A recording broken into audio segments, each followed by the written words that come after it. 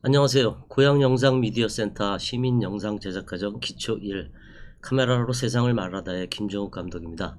오늘은 사운드와 사운드의 채록과 음악에 대해서 좀 알아보겠습니다.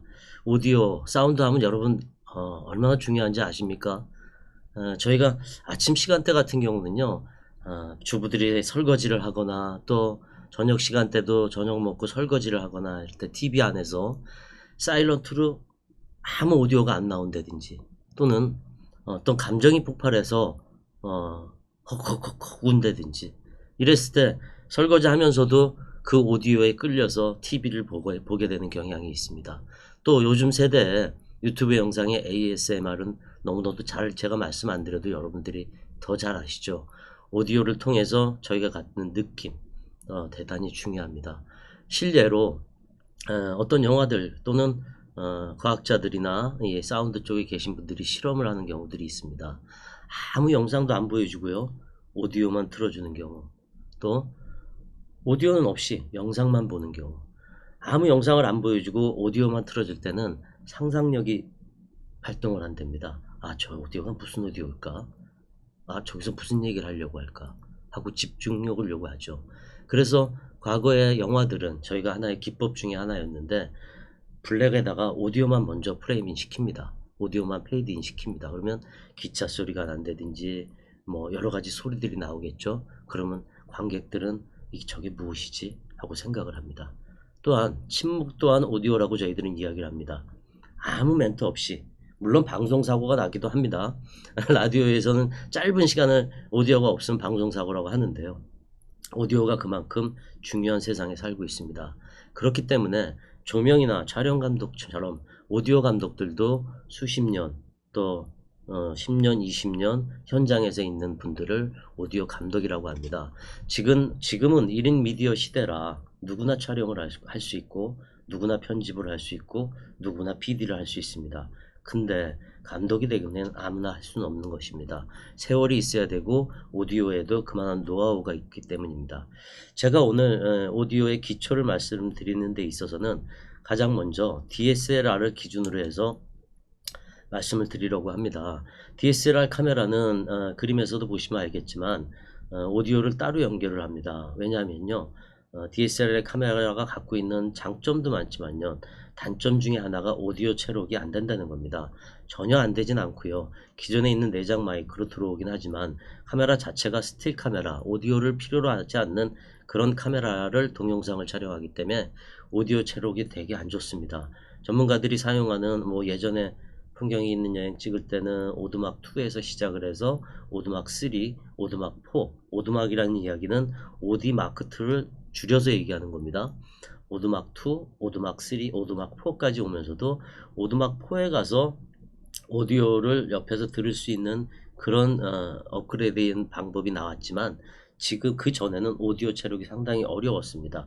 그래서 지금 DSLR 사운드 오디오 채록을 하면서 다양한 오디오는 어떻게 채록을 하는지에 대해서 설명을 좀 드리겠습니다. 먼저 카메라를 제가 보여드리겠습니다.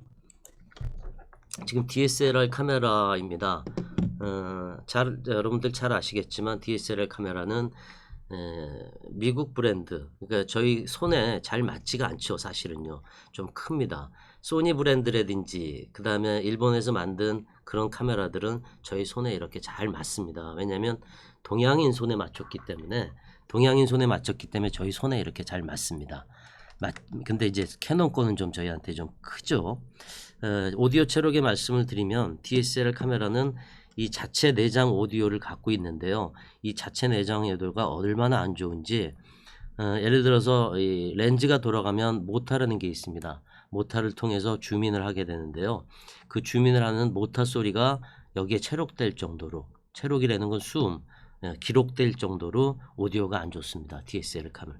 그래서 여기에 부착할 수 있는 오디오들이 있는데요, 가장 먼저 와이어리스 마이크를 좀 보여드리겠습니다. 와이어리스 마이크는 인터뷰를 하거나 또는 또 조금 우리보다 거리가 좀 멀리 있는 데에서 무언가를 할 때, 무선으로 연결하는 마이크입니다. 보시면 아시겠지만, 그래서 이게 송신기입니다. 송신기가 카메라 위에 이렇게 달리게 됩니다. 이 카메라 위에는 스틸 찍는 사람들은 슈를 달기도 하고 또는 이런 마이크들을 달기도 합니다. 일단 와이어레스 마이크를 이렇게 답니다. 와이어레스 마이크를 달고 55 플러그 잭이라고 하는데요. 네, 옆에 보면 이렇게 보시면 여기다 꽂을 수 있게끔 되어 있습니다. MIC가 마이크인지는 아시죠? 다 아시죠? 그래서 이렇게 꽂고요. 또 하나가 더 있는 마이크는 출연자한테 저희가 들여서 옷에다가 이렇게 채울 수 있게 합니다. TV에서 보시면 잘 알겠지만 이제 이렇게 채우게 되죠. 근데 이 마이크에 이런 것들이 있습니다. 이런 게 뭐냐면요, 윈드 스크린이라고 해요. 윈드 스크린, 바람을 막아주는 겁니다. 실내에서 촬영을 하지 않고 실외에서 촬영할 때 이제 여러분들 TV 보시면서 또는 지금 이 영상 보시고 나서 저 와이어레스 마이크 찾네, 또 이런 게 있으면 윈드 스크린 찾네, 이렇게 아마 자녀들이나 또 동료들한테 한번 얘기해 보십시오. 그래서 오디오 수음은 이 와이어레스 마이크를 통해서 DSLR 같은 경우는 합니다. 근데 DSLR이 아니어도 오디오 수음에 있어서 그냥 캠코더에서도 사용을 하고요. 와이어레스는 그 다음에 전문가 카메라용에서도 와이어레스를 사용합니다. 무선 마이크를 와이어레스라고 합니다. 이 와이어레스에 대해서 제가 좀 보여드리려고 가져왔습니다. 그래서 이거를 빼고 이렇게 합니다. 와이어레스가 트랜지션 해가지고 송신기와 수신기에 뭐 꼭 가격 차이를 얘기하긴 뭐하지만요, 이 거리에 따라서 가격 차이가 납니다. 얼마만큼 먼 거리에 있는 것들을 수신할 수 있고 송신할 수 있느냐, 이거의 차이에 따라서 합니다. 이 와이어레스 마이크는 옆에서 1.5V짜리 배터리를 건전지를 2개를 사용합니다. 플러스 마이너스 이 안에 다 써 있고요. 그래서 여기서 플러스 마이너스 넣고 넣어 보겠습니다. 플러스 마이너스 넣어서 이렇게 넣어서 사용하게 됩니다. 파워를 키면 이제 불이 들어와서요. 와이어레스를 마이크를 사용하는 거는 인터뷰를 할 때, 그 다음에 출연자와 카메라와 거리가 좀 떨어져 있을 때 사용하게 됩니다. 그리고 와이어레스 마이크가 의외로 수음이 괜찮습니다. 와이어레스 마이크도 사용을 한번 해보시고요. 다음은 마이크의 종류 중에 이제 단일 지향성 마이크가 있고요. 또 하나는 초지향성 마이크가 있습니다. 단일 지향성 마이크는요, 지금 제가 보여드리겠습니다. 이렇게 생긴 마이크를 단일 지향성 마이크라고 합니다. 여기 온오프 기능이 다 있고요. 마이크 중에서도 이렇게 생겼는데 여기다가 이렇게 윈드 스크린을 끼웁니다. 드라마 현장에서 여러분들 많이 보셨겠지만 낚싯대 같은 거를 어깨에 메고 동시녹음팀이 이걸 갖다가 멀리서 이렇게 설치해서 이렇게 동시녹음을 하려고 하는 것들을 보실 수가 있을 겁니다. 드라마 뒷 현장에서 보시면 보실 수 있죠. 이게 그런 역할을 합니다. 근데 이 단일 지향성과 초지향성의 마이크의 차이는 PDF나 PPT를 보시면은요, 오디오를 수음할 수 있는 거리나 또는 그 어떤 지역, 이런 것들을 이야기합니다. 제가 조금 전에 보여드렸던 거는 단일 지향성 마이크고요. 초지향성 마이크는 드라마 현장에서 낚싯대처럼 길게 쓰는 그런 초지향성 마이크입니다. 그 초지향성 마이크는 주변의 차라든지 소음이라든지 이런 게 전혀 안 들립니다. 예를 들어서 이거 보여주십시오. 이게 초지향성 마이크라고 생각을 하고, 제가 이거 초지향성 마이크라고 생각하고 저 멀리에 있는 거를 총 쏘듯이, 저희 현장에서 총 쏜다고 하는데요, 딱 대고 있으면 제가 떠드는 소리 하나도 안 들립니다. 그리고 저 멀리에서 대화하는 소리만 들릴 정도로 상당히 마이크가 고가입니다. 드라마에서 현장에서 사용하는 거든요. 근데 지금 저희가 지금 갖고 있는 것들은 사실 저가용으로 저희가 인터뷰를 하지 않고 거리 인터뷰를 하거나 가까운 곳에서 인터뷰할 때, 그럴 때 사용하게 됩니다. DSLR은 이 와이어레스 마이크나 단일 지향성 마이크를 꼭 쓰셔야 됩니다. 자체 마이크로서는 수음이 어렵습니다. 그래서 단일 지향성 마이크, 초지향성 마이크를 설명을 드렸는데요. 이것도 마찬가지입니다. 감독님, 저는 카메라를 살렸는데 뭘 사면 좋을까요? 이렇듯이, 감독님, 저 오디오를 사려고 하는데, 오디오 세트를 사려고 하는데, 뭘 살까요? 하고 오프라인에서 저한테 질문들을 하십니다. 그때도 다시 제가 질문을 합니다. 어떤 프로그램을 만드시는데요? 아까, 제가 지난주에 했던, 영상의 종류 중에 여러 가지 영상의 종류가 있는데요. 그 영상의 종류에 따라서 와이어리스 마이크를 쓸 것인지, 그 다음에 이런 단일 지향성 마이크를 쓴지를 결정해야 되는 겁니다. 무조건 마이크라고 다 사는 게 아니죠. 조명에서 조명이 어떻게 잘 비춰져 있는지 모르기 때문에 조명을 모르듯이 오디오를 자세히 모르면 내가 어떤 마이크를 선정해야 될지도 잘 모르시는 겁니다. 지금 와이어리스 마이크가 있고, 와이어리스 마이크는 거리가 있는 걸 취재할 때 또는 인터뷰할 때 이렇듯이 마이크를 쓰고요. 단일 지향성 마이크는 가까운 곳에서 촬영할 때, 그 다음에 일반 옵티커들, 일반 에펙트를 그냥 수음할 때, 그때 단일 지향성 마이크를 쓰고요. 초지향성 마이크는 정말 초지향, 다른 이야기는 하나도 안 들리고 저 사람 대화만 들을 수 있는 그런 마이크가 초지향성 마이크입니다. 그 초지향성 마이크는 고가겠죠. 그러니까 그런 점을 파악을 해서 여러분들이 마이크를 구입하시는데, 이 마이크가 어떤 마이크예요? 하고 구입처에서 물어보셔도 됩니다. 초지향성인지 단일 지향성인지 그런 걸 잘 판단하시고 내 프로그램에 맞게끔 마이크를 선택하셔야 됩니다. 다음엔 이제 외부 레코더를 사용하는 경우들인데요. 동시녹음팀이라고, 저희는 사실 현장에서 팀이 2명에서 3명 구성이 돼서요. 왼쪽에 보이시는 믹서기 같은 걸 들고 오고, 그 믹서기 안에는 1, 2, 3, 4 채널로 나눠서 옵티컬과 대사, 또 현장의 다른 음악들, 다른 어떤 옵티컬들, 이런 것들을 따로따로 채널별로 따게 됩니다. 동시녹음 기사가 그 작업을 하죠. 거기서 녹음이 완전히 이루어지는 겁니다. 동시녹음이요. 그래서 동시녹음팀도 촬영팀처럼 또는 조명팀처럼 연출팀처럼 현장에서 아주 중요한 역할을 하는 팀입니다. 그 다음에 미니 포터블 레코더가 있습니다. 손바닥만한 크기의 윈드스크린이 달려있죠. 저희가 따로 오디오를 픽업하는 겁니다. 앞에 보여드렸던 거는 카메라 본체에 오디오가 들어가게 하는 거고요. 지금 미니 포터블 레코더는 오디오만 들어오게 하는 겁니다. 여러분 잘 아시겠지만 현장에서 손바닥 치는 거 잘 아시죠? 전부 다 오디오의 싱크를 맞추는 겁니다.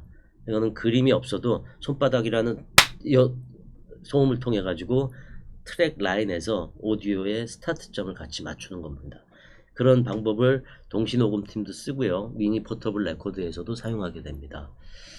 외부 레코더 사용에 대해서 지금 알아보고 있습니다. 그 다음에 이제 별도의 레코더나 ENG 오디오 채록입니다. 오디오가 DSLR 오디오가 좋지 않기 때문에요. 다른 캠코더를 사용해서 오디오를 픽업합니다. 다른 캠코더들은 DSLR은 사진기 위주로 만든 거였고, 다른 캠코더들은 예를 들어서 영상만 위해서 만든 캠코더들이기 때문에 오디오 픽업이 DSLR보다 좋습니다. 그래서 그림에서 보시면 알겠지만 좀 전문가용 캠코더들은 저런 캐논 잭을 씁니다. 3핀 캐논 잭을 쓰는데요. 그런 3핀 캐논 잭을 쓰는 카메라들이 조금 더 전문가용 카메라입니다. 그래서 오디오 채력을 같이 박수를 쳐서 같이 레코드를 해서 다른 레코드 카메라를 통해서 채록을 해서 나중에 편집할 때 같이 레벨을 맞춰서 가는 겁니다.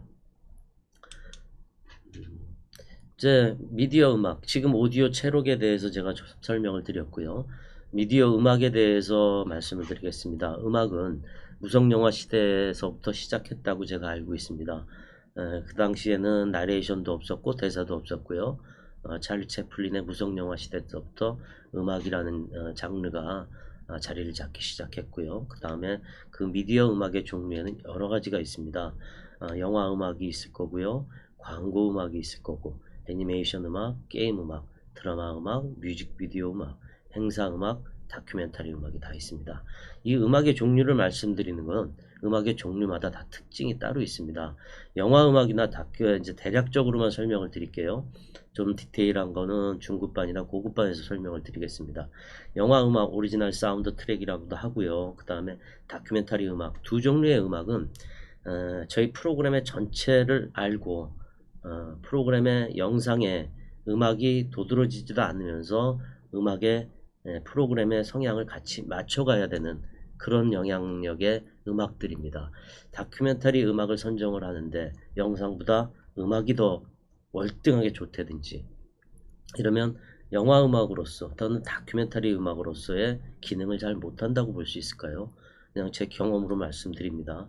그 다음에 게임 음악 같은 경우는 제가 이 실험을 한번 해봤는데요. 저희 아이들이 게임을 상당히 좋아합니다. 그래서 그 게임 할 때 저는 부정적으로 생각을 안 하는데 게임할 때 게임에 반복된 음악을 제가 줄여봤습니다. 오디오를 아예 안 듣게. 그랬더니 오래 못하더라고요. 그건 뭐냐면 게임 안에서는 반복된 음악이 계속 나와서 저희가 그 음악을 통해서 중독되게 만드는 경향도 있습니다.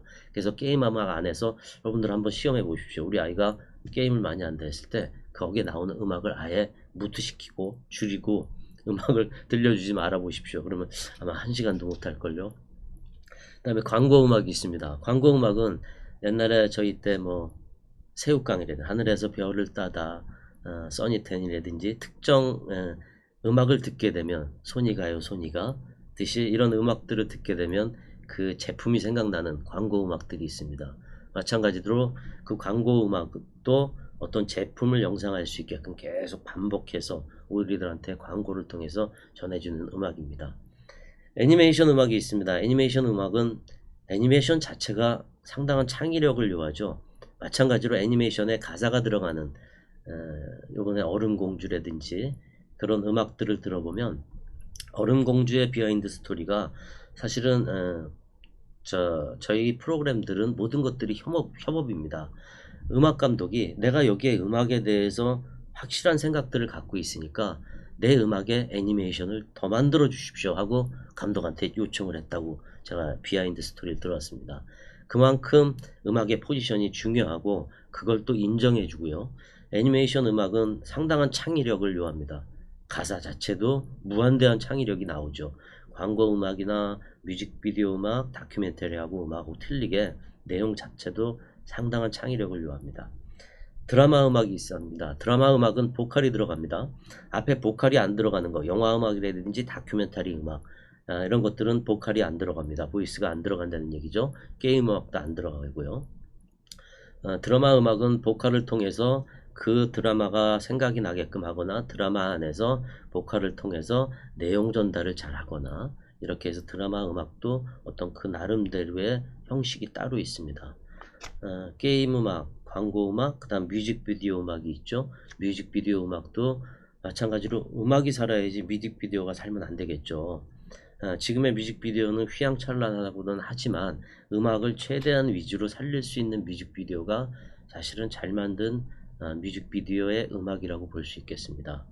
음악의 종류도 저희가 대략적으로 이렇게 알아봤습니다. 이렇게 오디오 채록에서부터 음악의 종류까지 제가 이렇게 알아봤는데요. 오디오가 중요한 세상입니다.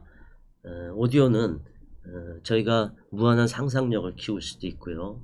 오디오를 들음으로 해서 또 저희의 마음이나 이런 것들이 오디오를 통해서 영상이 좀 더 돋보이게 할 수도 있고 영상이 오디오를 통해서 더 죽을 수도 있습니다. 그러니까 오디오를 좋아하는 사람들은 오디오가 우선이 되게끔 하는데요. 사실 녹음실에 가서 오디오를 믹싱을 하거나 음악 선곡을 할 때 음악 감독님들한테 저희들이 그런 이야기들을 합니다.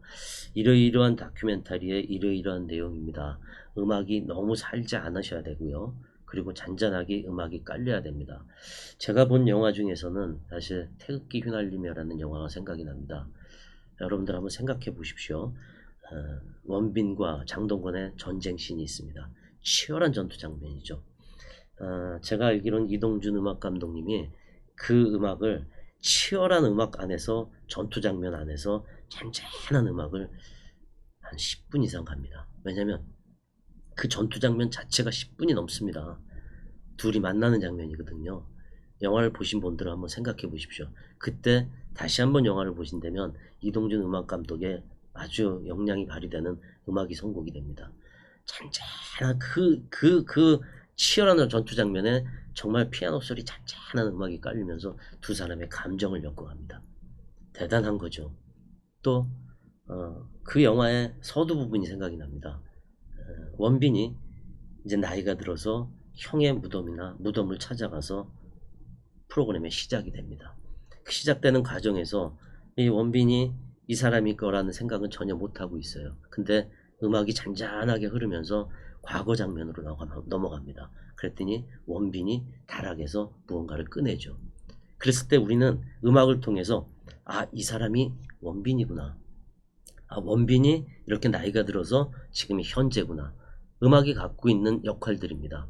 기능적 역할, 그 다음에 물리적 역할, 여러 가지 음악이 갖고 있는 역할들이 있습니다.